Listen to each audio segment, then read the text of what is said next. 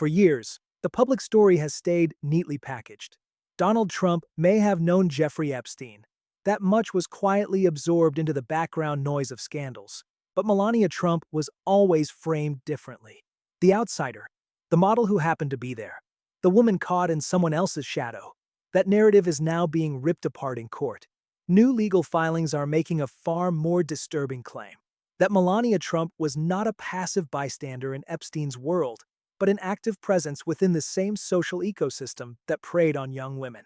According to these filings, her introduction to Donald Trump was not accidental, not romantic, and not random. It was arranged. And the most explosive allegation of all is not about a nightclub, or a fashion party, or a chance meeting. It is the claim that her first intimate encounter with the future president took place aboard a customized Boeing 727, the plane the world came to know as the Lolita Express. This video is not about vibes, branding, or glossy storytelling. We are deliberately ignoring the $40 million propaganda film released to reshape Melania's image. Instead, we are opening court records. We are reading sworn filings.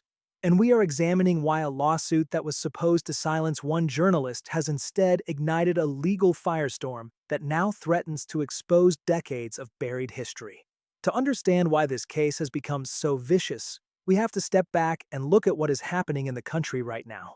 It is January 2026. The Trump administration is facing the most intense civil unrest of its second term. Protests are erupting nationwide following the shooting of ICU nurse Alex Pretty by immigration officers in Minneapolis. Streets are flooded with demonstrators.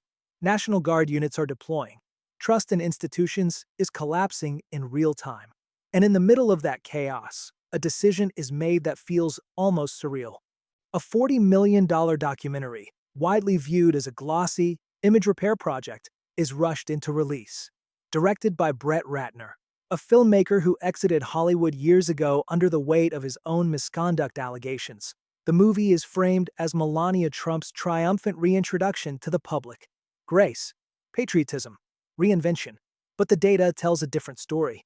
According to industry tracking reported by major entertainment outlets, the film's box office projections are catastrophic. Single-digit millions, empty theaters, minimal public interest. And the reason is obvious. The timing is grotesque. On the same night the National Guard was moving into Minneapolis, Melania hosted a VIP screening at the White House. The guest list included celebrities, tech executives, and the film's director himself. Custom popcorn boxes, cameras, smiles. While the country burned, the First Lady was staging a premiere. But the problem isn't just the tone-deaf optics. It's the collision of narratives. At the exact moment this film is trying to sell the public a story of dignity and devotion, a journalist is telling a radically different story, not in interviews, not on podcasts, but under oath. And that is where this case begins. In October 2025, Melania Trump's legal team sent a threat letter to journalist Michael Wolff. The letter demanded an immediate retraction of claims tying her more deeply to Jeffrey Epstein's social circle. It warned of a potential defamation lawsuit seeking damages approaching $1 billion. In most cases, that's where stories die. Authors back down. Publishers panic. Silence follows. But this time, the opposite happened. Wolff did not retreat. He sued first.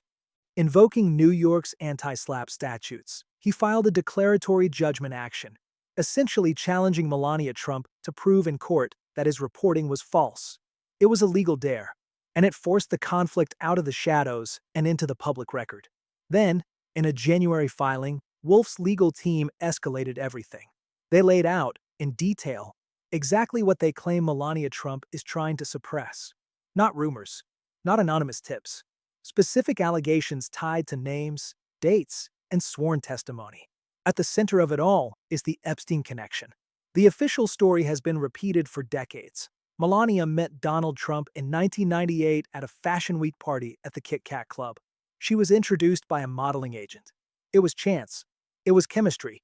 End of story. According to Wolff's filing, that story is a cover. The filing alleges that while a modeling agent may have played the public role, Jeffrey Epstein was the private engine behind the introduction. That Melania was already embedded in what Wolff describes as Epstein's culture of models of indeterminate age. Women who weren't just there to walk runways. but to function as social currency at high-power gatherings. In this version of events, Melania Trump was not a stranger to Epstein's world. She was familiar with it long before she became Mrs. Trump. And then comes the line that has reportedly sent shockwaves through the White House.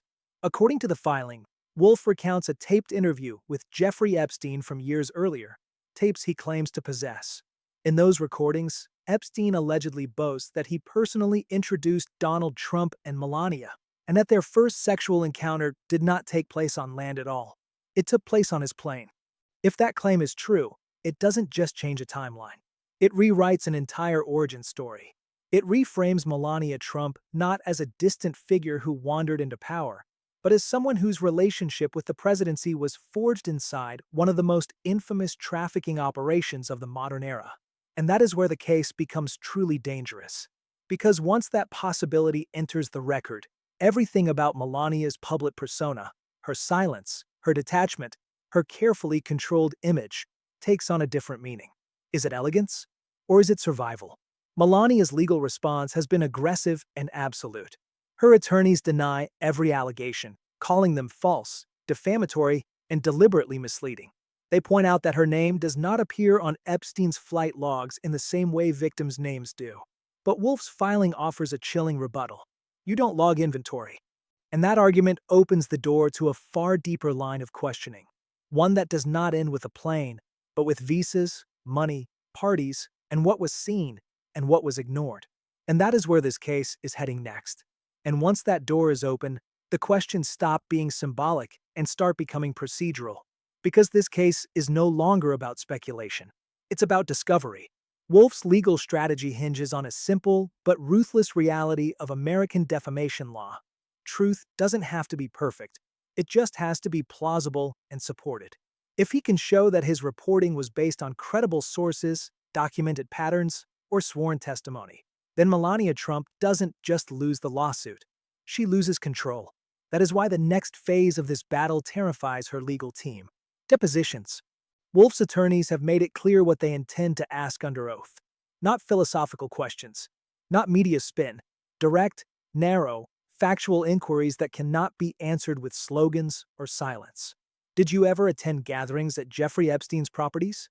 Did you ever see underage girls at those locations? Did Jeffrey Epstein assist you financially or logistically before your marriage?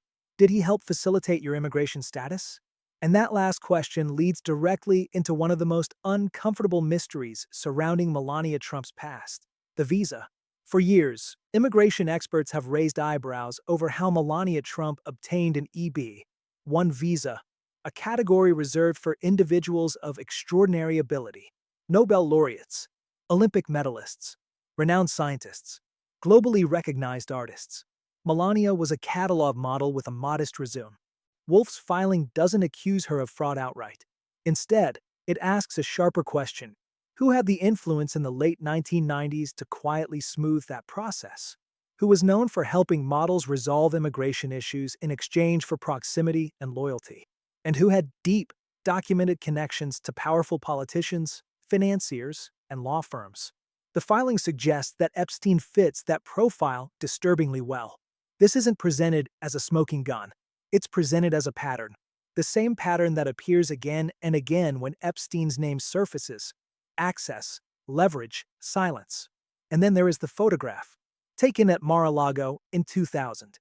For people standing close, comfortable, familiar: Donald Trump, Melania, Jeffrey Epstein, Ghislaine Maxwell. In isolation, it's just a party photo. In context, it becomes something else entirely. Wolf's argument is blunt. You do not move within that specific social circle at that specific time without seeing something. The recruitment, the massages, the young girls being ushered through rooms, the normalization of behavior that should never have been normal. This is why Melania's lawsuit is not really about reputation. It's about exposure. Because if Wolf survives dismissal, discovery begins. Emails, calendars, diaries, financial transfers, travel records, witness testimony. The slow, grinding process where curated narratives collapse under mundane details. And here is the paradox that defines this case. By suing, Melania Trump may have triggered the very process she was trying to avoid. In defamation law, The plaintiff carries the burden. She has to show falsity. And in doing so, she opens her life to forensic examination. Every attempt to shut Wolf down increases the likelihood that a judge orders her to answer questions she has avoided for decades. That is why the lawsuit feels desperate. And it's also why this story is barely visible on mainstream television.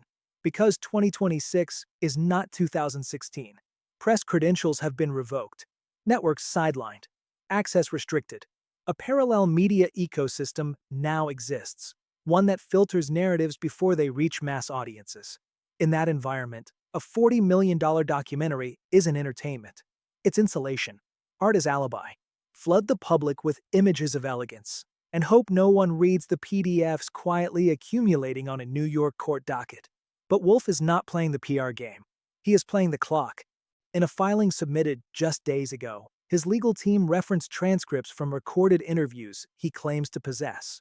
In one excerpt, Epstein allegedly discusses Donald Trump's preferences with chilling casualness, emphasizing youth, loyalty, and silence.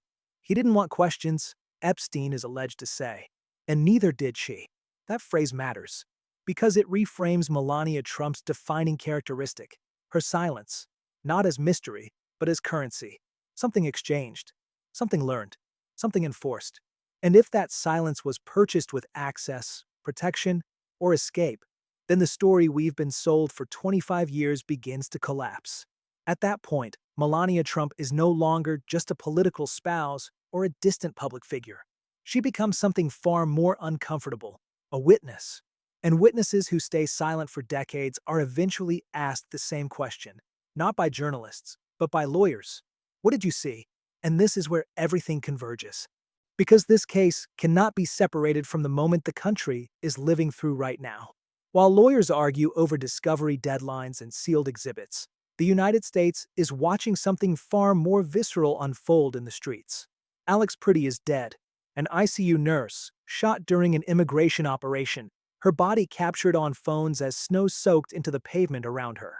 That image has become a symbol, not just of brutality, but of a system that feels untethered from consequence. Protests have spread. Anger has hardened. The emotional distance between the public and power has collapsed. And against that backdrop, the Melania documentary arrives in theaters. Ball gowns on one screen, riot shields on the other. The contrast is so extreme it borders on parody. A polished film asking for admiration, released at the exact moment the public is demanding accountability. It's not just bad timing. It's cognitive dissonance, so severe it snaps people out of passivity. That's why this lawsuit matters. Because it isn't really about Melania Trump's reputation. It's about narrative control in an era where control is slipping. The documentary tries to freeze her image in amber, elegant, distant, untouched. The court filings do the opposite. They drag that image into fluorescent light and ask who was present, who benefited, and who stayed silent. And silence is the thread that runs through everything. Silence at the parties. Silence on the plane. Silence in the photos. Silence in the marriage. Silence now, in the face of sworn allegations. Wolf's legal gamble forces a choice that cannot be managed with branding. Either the claims are false, in which case discovery should be harmless, or they are dangerous enough that even asking questions becomes a threat. That is why this case is so volatile. Because if discovery proceeds, the questions won't stop with one woman. They will ripple outward. Who vouched? Who sponsored? Who paid? Who arranged introductions? Who normalized the presence of young girls in elite spaces? Who looked away? And if the tapes Wolf claims to possess are authenticated, this stops being a media scandal entirely. It becomes a historical record. Depositions don't care about aura. Courtrooms don't care about documentaries. Under oath, there is no editing room. That's why the timing of the film's release feels less like coincidence and more like panic. Flood the zone. Distract. Overwhelm. Replace documents with emotions. Hope people watch the screen instead of reading the docket. But that strategy only works if the public is still asleep. And right now, it isn't. The anger over Alex Pretty's death has cracked something open. People are no longer willing to accept curated narratives at face value. They are asking harder questions about power, protection, and who the rules actually apply to. In that environment, the Melania documentary doesn't soften her image. It sharpens the contrast. It invites comparison. It forces viewers to reconcile fantasy with filings. And that is a fight no amount of money can win. If this case moves forward, Melania Trump will not be judged by a trailer or a soundtrack. She will be judged by answers, by timestamps, by emails, by what she says when there is no room to be vague. For decades, she has mastered the art of saying nothing. But the law does not reward silence forever. At some point, every witness is asked the same thing, not by the public, not by commentators, but by a court with the power to compel the truth. What did you see? What did you know? And when you knew it, what did you do? The documentary premieres on January 30th. We will watch it, not to admire it, but to compare it line by line with the court filings now on record. Because in the end, movies fade. Press cycles move on. But sworn testimony doesn't disappear. Do not let the screen distract you from the docket. The truth isn't playing in theaters. It's waiting in discovery. And this time, silence may not be enough.